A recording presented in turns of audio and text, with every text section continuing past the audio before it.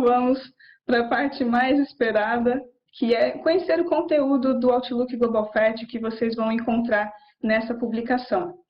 E para entender a estrutura, como ele foi pensado, que tipo de informações vocês vão encontrar, a gente precisa olhar essa cadeia de valor da nutrição vegetal. Então, começando desde a produção das matérias-primas, do NPK, que vocês conhecem bem, né? A ureia, o nitrato e o cloreto de potássio, o MAP, por exemplo. Depois indo para as misturadoras, que pensam nas fórmulas específicas para cada cultura e para cada período do plantio também. Depois nós falamos também sobre cooperativas e revendas, que são os canais de distribuição. E por fim, o produtor rural, que é o foco principal da cadeia. Todas as tecnologias e inovações são pensadas para o produtor rural, para ele ter um aumento de produtividade e continuar fazendo o bom trabalho que eles têm feito para o Brasil. Então, nós começamos por eles, falando sobre as culturas. O Brasil é o terceiro maior produtor de grãos. Os grãos representam 70% do consumo de fertilizantes no Brasil. Entre as tecnologias e inovações que vocês vão encontrar no Outlook Global Fat, vocês vão ver a aplicação foliar de boro em soja e milho. Então, o boro é um micronutriente que tem se destacado para essas duas culturas. A ureia protegida para o milho também. E o sulfato e o nitrato de potássio para o café. Vocês vão ver como a fonte de potássio utilizada acaba influenciando até mesmo na qualidade do café. Também teremos uma parte para a cana. O Brasil, que é o maior produtor de cana do mundo. Cana é a terceira cultura que mais consome fertilizantes aqui no Brasil. E como o IAC bem colocou na entrevista, é uma tendência a aplicação de vinhaça. E vocês vão conseguir conferir isso, tanto vinhaça concentrada quanto enriquecida. Com relação aos citros, o Brasil também é o maior produtor de laranja do mundo. Entre as tecnologias que vocês vão ver no Outlook, tem a aplicação foliar conjunta de zinco e manganês, que é algo recente, que tem sido bastante aplicado e tem mostrado bons resultados, e também fontes quelatadas, que deixam os micronutrientes mais disponíveis para a planta. E por último, as florestas, que as florestas brasileiras são referência em produtividade. Nós vamos falar sobre monitoramento nutricional, que é algo recente para as florestas e que mostram não só o nutriente necessário para aquela planta, mas a quantidade necessária, diminuindo assim desperdícios de diversas formas. E também a aplicação de calcário incorporado ao solo, que é algo bastante específico de florestas. Uma outra parte que vocês vão encontrar no Outlook, então, como eu comentei, são as revendas e cooperativas. Aqui um dado bem interessante, elas representam 75% da distribuição de insumos para o produtor rural. Hoje existem 720 revendas registradas. Já as cooperativas são mais de 1.618 no país, com mais de 1 milhão de cooperados. E entre essas cooperativas agropecuárias, 296 delas são cadastradas para comercialização de fertilizantes. E se nós virmos aqui no mapa, a maior parte delas fica na região sul. 63% das cooperativas que têm esse cadastro para comercialização de fertilizantes ficam na região sul, 19% na região sudeste e 13% no centro-oeste, que são as principais regiões que têm cooperativas. E agora sim, a parte que todos estavam muito ansiosos, para a gente falar um pouquinho sobre o mercado dos macronutrientes. Então, vamos começar pelos nitrogenados. No ano passado, tiveram diversos problemas, diversas condições adversas relacionadas ao clima que prejudicaram o consumo de fertilizantes de uma forma geral e também prejudicaram o consumo de nitrogenados, tanto nos países europeus como nos Estados Unidos. Nos países europeus, a chuva foi irregular, em alguns lugares choveu muito, em outros choveu muito pouco, isso prejudicou o plantio. E nos Estados Unidos choveu demais, choveu acima da média e do que era esperado, prejudicando bastante o consumo para o plantio de milho. E a gente consegue ver bem a diferença de patamar durante o ano de 2019 no gráfico da ureia. Então a gente vê que o preço realmente apresentou uma queda significativa. E existia uma expectativa de que 2020 fosse um ano de recuperação, de aumento no consumo de fertilizantes.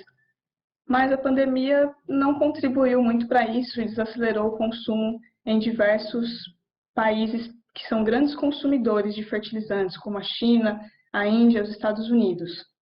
Então, a gente vê que os patamares de preços em 2020 também estão mais baixos. Aqui, o nitrato ele é um pouquinho diferente, porque o maior consumo acontece na Rússia e eles tiveram um plantio ocorrendo no calendário agrícola correto, então não teve nenhuma dificuldade com relação à pandemia, que chegou um pouquinho depois do consumo de fertilizantes. Então, eles tiveram esse grande consumo e agora eles estão num período de baixa demanda novamente, que a gente vê refletindo aqui nos preços, nesse vale mais acentuado. Então, a demanda russa no primeiro trimestre foi mais alta, elevou os preços. Existe, sim, uma expectativa otimista para a safra Kharif em relação às monções indianas, então, por isso que a gente vê também aqui uma recuperação nos preços da ureia e também um maior consumo no Brasil, tanto para milho quanto para citros no segundo semestre. Então, a gente vê para os nitrogenados uma recuperação nos preços para o próximo semestre. E aqui coloquei um gostinho para vocês verem o que a gente espera que aconteça em 2021, nesse cenário que nós temos agora. Então, é previsto uma produção de trigo na Rússia maior do que foi esse ano, então vai crescer 1,3 milhões de toneladas, e também expansão na área de cereais, tanto na América do Norte, Sul e Ásia. Então, o consumo desses fertilizantes deve aumentar. Passando para os fosfatados, então, a gente vê essa questão da chuva nos Estados Unidos e Índia prejudicando de certa forma, né, mas reduzindo bastante o consumo de MAP e também os preços. Isso fica bastante visível nesse gráfico. O MAP, os fosfatados, assim como o cloreto de potássio, as fabricantes tiveram uma redução na sua produção numa tentativa de recuperar os preços, de diminuir a oferta disponível desses produtos. Para o MAP, eles conseguiram pelo menos estabilizar no início desse ano e houve também uma compra grande dos Estados Unidos aqui no mês de março, que refletiu nos preços que chegam aqui no Brasil no último mês de maio. Então, a gente deve ver o preço do MAP praticamente andando de lado até o final do ano. Então, a pandemia prejudicou também a produção nas fábricas chinesas. Existia muita dificuldade logística para receber as matérias-primas, então o produto que chegava no porto, por causa da pandemia, tinha muita burocracia para chegar até a fabricante. Isso prejudicou muito a fabricação de MAP, que a gente está acostumado a ver taxas de produção de fertilizantes na China em torno de 85%, e nos meses que eles foram mais afetados, no final de fevereiro, início de março, chegou a cerca de 50%, às vezes até um pouco menos, 47%. Então, isso mostra como realmente isso prejudicou a oferta de MAP. E quando a gente olha a importação desse produto aqui no Brasil, a China no mês de março tinha uma representatividade no produto que chega aqui de 35%. E no último mês, isso já caiu, no último mês não, nos meses que eles foram mais afetados, isso caiu em torno de 8%. Então, mostra como realmente a produção deles, tanto para exportação quanto para o consumo interno mesmo, foi prejudicada. E para 2021, o que a gente espera para os fosfatados? Então, aumento do custo das matérias-primas, aumento no custo do enxofre e de outras matérias-primas da cadeia dos fosfatados e também essa expectativa de aumento na produção de milho nos Estados Unidos, que é um grande produtor os Estados Unidos, que é um grande produtor de milho, que consome bastante MAP também. Então, a safra 2021 já é 10% maior que a 19/20. E, por último, os potássicos, o cloreto de potássio que está tão sendo falado ultimamente aqui no Brasil. O cloreto de potássio, assim como os outros macronutrientes, teve uma queda de preços em 2019, principalmente a partir do segundo semestre, uma queda bastante acentuada. As produtoras de cloreto de potássio fizeram cortes na produção, numa tentativa, assim como de fosfatados, de recuperação de preços, ou de minimizar essas quedas por excesso de oferta, mas não foi suficiente. Isso porque com a pandemia, como aconteceu logo em seguida, no início desse ano, os contratos de cloreto de potássio da China e da Índia, que são grandes consumidoras, acabaram sendo adiados. Então, o preço do produto continuou caindo. Até que no último mês de maio, muitos contratos foram fechados, tanto com a China, Índia e até mesmo Brasil. Então, isso já deve ajudar a recuperar os preços a partir do segundo semestre. A gente entra em contato com esses fornecedores internacionais para entender como eles estão vendo o mercado e realmente, para junho, eles já tinham uma expectativa de reajuste no preço, né, com essa redução da oferta, com a oferta sendo mais direcionada para a China e para a Índia. Para 2021, a expectativa é parecida com a dos fosfatados, então a maior produção de milho nos Estados Unidos para o próximo ano deve influenciar no maior consumo de cloreto.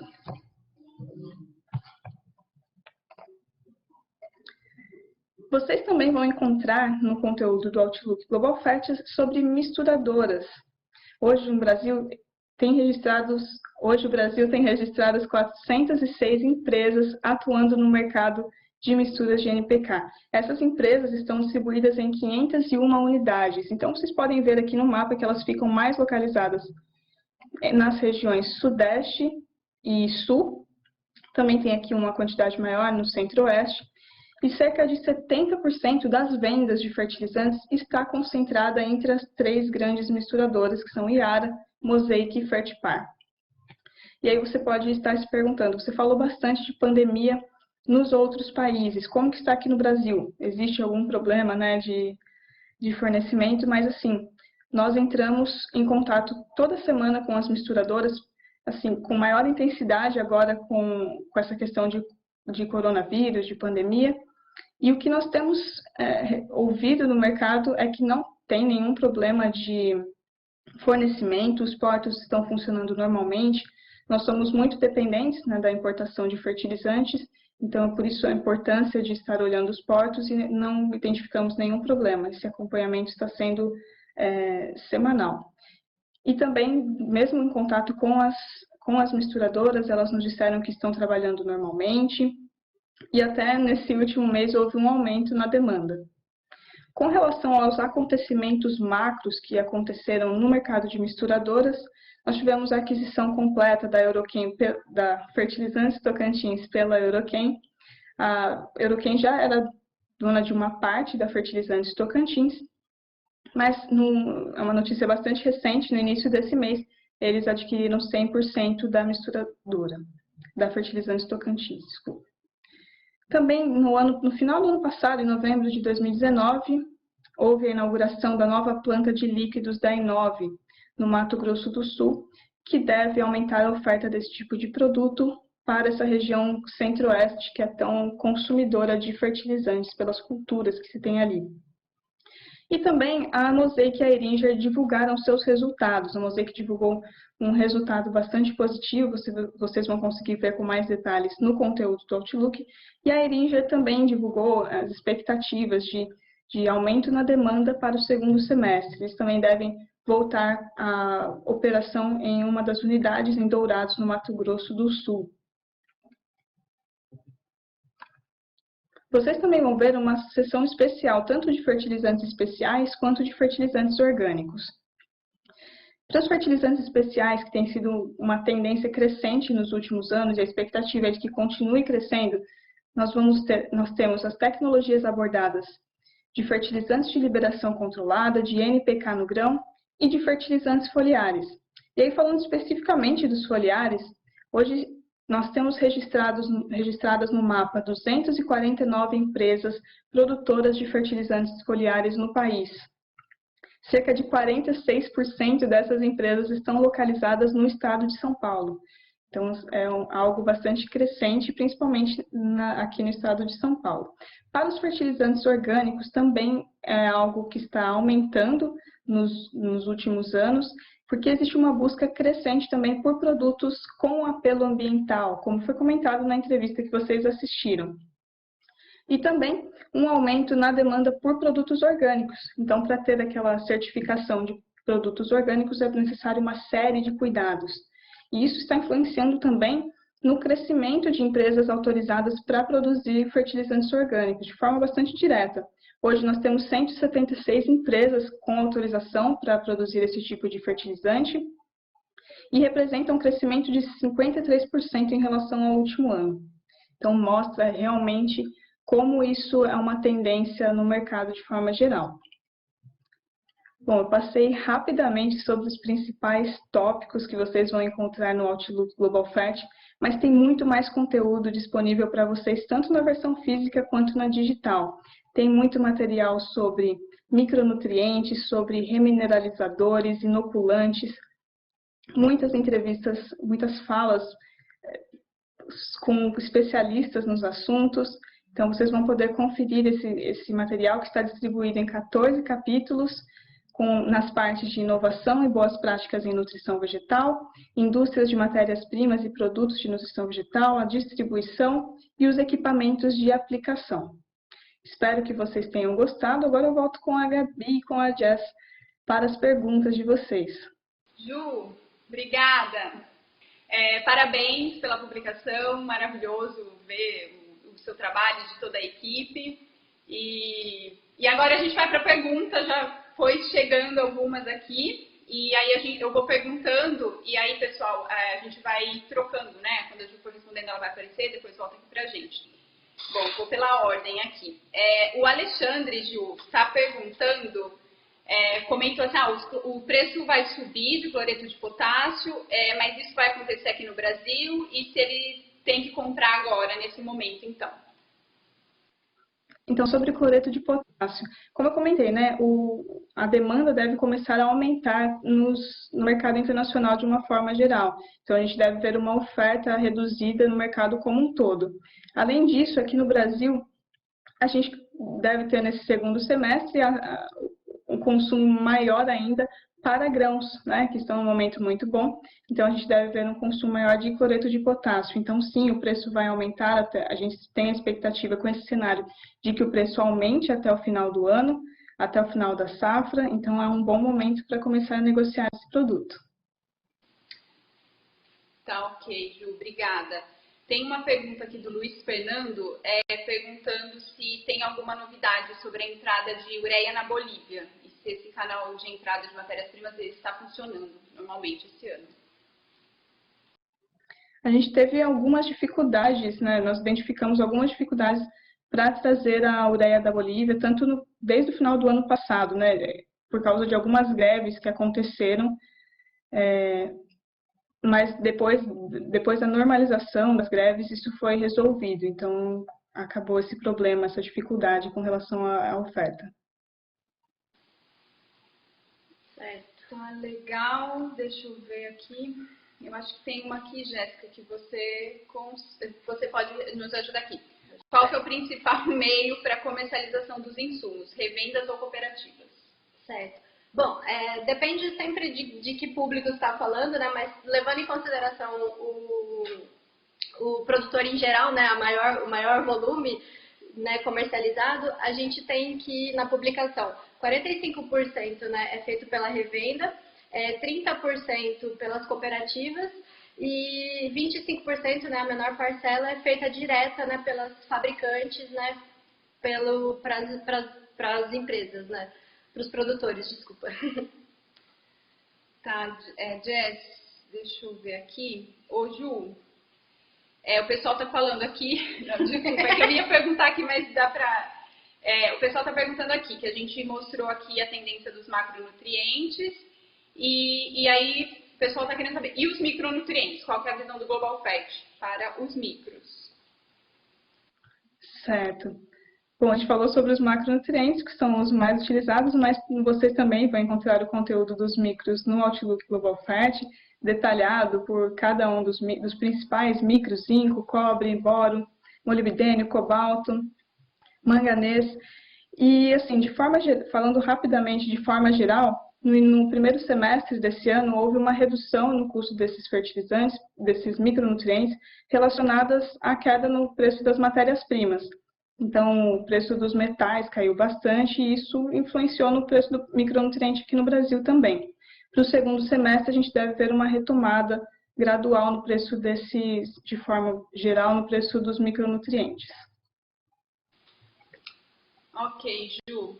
Tem uma pergunta aqui da Suzana, perguntando se vai ser gravada essa apresentação, sim, e depois a gente vai disponibilizar no site do Global Fed para vocês conferirem aí. Tem uma pergunta da Aline, que eu acho que até você já colocou na apresentação, talvez chegou um pouquinho antes aqui. Ela gostaria de saber quais são as tendências para o mercado de fertilizantes especiais. Bom, o mercado de fertilizantes especiais é algo que está crescendo recentemente no Brasil, mas que está sendo cada vez mais incorporado às principais culturas, né? Como eu comentei, os fertilizantes com liberação controlada, os fertilizantes foliares também, o NPK no grão mesmo. Então, eles são uma tendência, a expectativa é que continue aumentando o consumo desse tipo de fertilizante.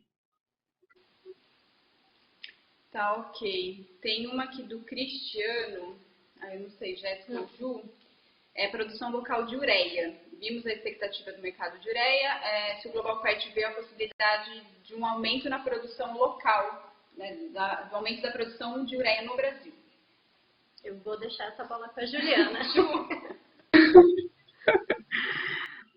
Bom, na verdade, a gente é bastante dependente da importação, né? Ainda mais esse ano que nós tivemos algumas plantas produtoras aqui no Brasil reduzindo, parando a produção nacional. Então, a gente não ter uma expectativa de recuperação assim, grande, significativa na produção brasileira de ureia. A gente é mais dependente mesmo da importação, isso deve se manter ainda por um tempo.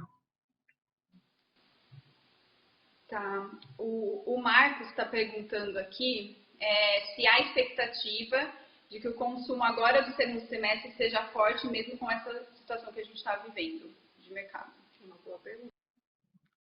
Sim. Nos principais países consumidores, como eu falei para vocês na apresentação, a demanda ela já está começando a se recuperar. Houve uma dificuldade no consumo, por exemplo, da Índia, durante o período de lockdown, mas agora eles já abriram leilões de ureia muito grandes, com volumes significativos. E aqui no Brasil, a gente está num momento muito bom de grãos, né? Então, o preço das commodities está alto, então isso deve contribuir para que a próxima safra seja ainda melhor. Também mostrei para vocês como deve crescer, né? Tanto a produção de cereais em outros países, quanto de milho nos Estados Unidos, que são culturas que consomem bastante os macronutrientes que vocês estão acostumados. Tá, a gente tem tempo, né? Posso só mais uma? Vai, Gabi. Só mais uma. Tem aqui Bom, se a gente recebeu mais perguntas e não vai conseguir fazer todas, então, como a gente tem um e-mail, né, o nome de vocês aqui, aí a gente vai responder por e-mail, tá? Essas perguntas que não foram respondidas aqui hoje. Eu vou fechar aqui, então, com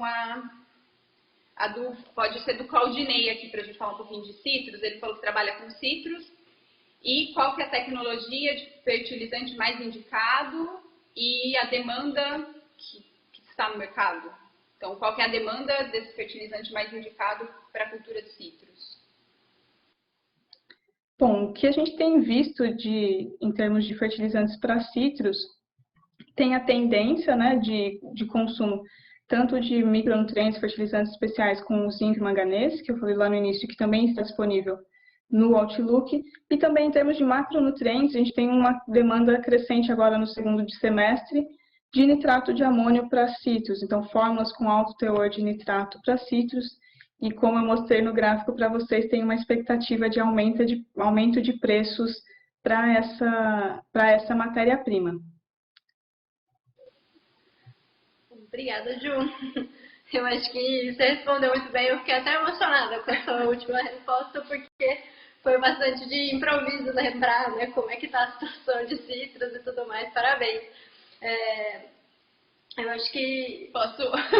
Ju, obrigada. E a gente já vai para o nosso encerramento.